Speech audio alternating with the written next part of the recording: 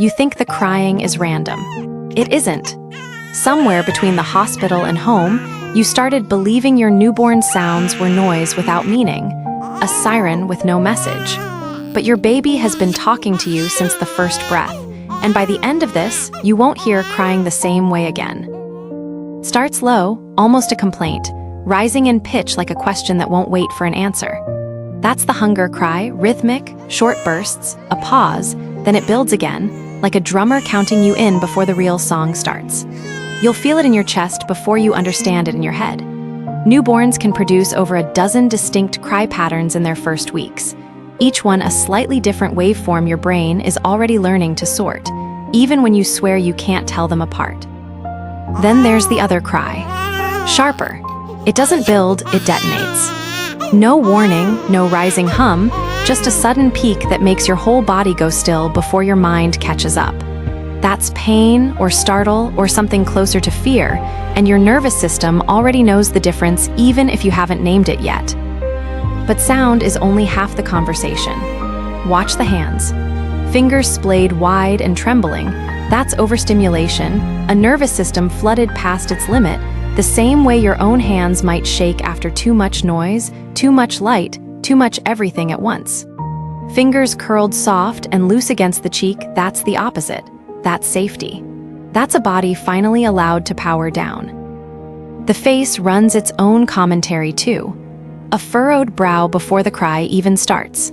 A slack jaw and unfocused gaze when sleep is closing in, whether your baby fights it or not. You're not imagining the timing, you're reading a script that's been rehearsed for 9 months in the dark, waiting for an audience. None of it is random. Every sound, every twitch of a fist, every flicker across that tiny face is a sentence in a language that has no words yet, but has grammar all the same. And the next layer of that language is quieter than crying and far easier to miss. Here's where it gets harder to read, because the quiet moments say as much as the loud ones. You've been trained by every movie, every parenting group, every relative leaning over the crib to treat silence as success. Baby's not crying, job done. But silence has dialects too, and one of them is asking for something you might not think to give. Watch the eyes when they drift, not the sleepy kind, half-closed and heavy. The other kind, open, unfocused, staring past you at nothing, like a radio caught between stations. That's not calm. That's shutdown. A nervous system that hit its ceiling and instead of screaming about it, simply switched itself off. It's the baby equivalent of a breaker tripping before the whole house catches fire. You'll want to lean in and fix it, but sometimes the fix is stepping back, dimming the room, lowering your voice, giving the wiring time to reset. Compare that to the gaze that locks onto your face and holds. Not drifting, not scanning, anchored, like a compass finding north. That's connection seeking, and it's louder than any cry, just silent. Newborns can recognize their mother's face among strangers within days of birth, pulling it out of a blur the rest of the world still looks like to them. When those eyes find yours and stay, that's not an accident of eyesight. That's a message with your name on it. Then there's the body itself, negotiating in its own currency. An arched back, stiff as a drawn bow, that's discomfort trying to physically get away from itself, whether it's gas, a wet diaper, or a position that's simply wrong. A body gone soft and heavy in your arms, weight sinking fully into you instead of holding itself, that surrender in the truest sense, the muscles finally trusting gravity and you to handle the rest. It's a strange kind of math. The stiffer the body, the louder the complaint. The heavier the sink into your arms, the deeper the trust. You start to realize the loudest cry and the deepest silence might be saying opposite things, but they're using the exact same grammar, tension versus release, holding on versus letting go. And once you can read that difference on sight, you're no longer guessing. You're translating. That translation is about to get tested, because the moment where all of it collides, sound, stillness, and skin, is still ahead.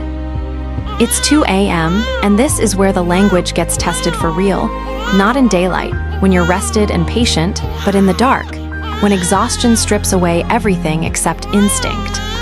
Your baby is crying, and it's the detonating kind, the sharp one, and your body is already moving before your mind finishes the sentence. This is the moment every parent knows and nobody quite prepares you for. You pick her up. The cry doesn't stop, not immediately. It rarely does. But something shifts underneath it, a half-second softening in the pitch, like static clearing just slightly before the signal comes back. That's not nothing.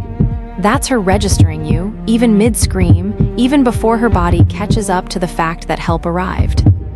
Newborns can identify a caregiver's heartbeat rhythm through touch alone, syncing their own breathing to it within minutes of contact, which means the moment you pull her against your chest, you're not just comforting her, you're recalibrating her.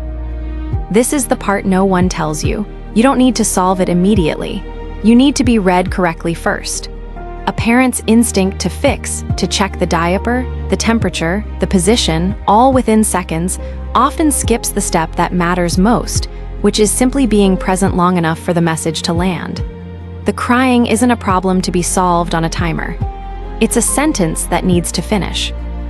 And somewhere in that stretch of dark hallway, swaying, still not sure what she needs, you'll feel it the moment the cry breaks. Not stops, breaks, like a wave finally cresting instead of building. Her body goes from rigid to loose in your arms in a way that has nothing to do with what you did and everything to do with the fact that you stayed. That's the whole secret hiding inside every 2 a.m. hallway in every house with a newborn in it. The message was never really about hunger or gas or a wet diaper. Underneath, the specific complaint was always the same request, over and over: don't leave. Every parent who has ever paced a dark room with a crying infant has translated that sentence eventually, usually without realizing they were doing it. You stop counting the minutes. You stop needing to know exactly which cry this is. You just stay, and the staying becomes the answer, because in this particular language, presence isn't part of the vocabulary, it is the vocabulary. By the time the sun comes up, you won't remember the exact cry that woke you. You'll remember that you answered it. Somewhere along the way, the noise stopped sounding like noise.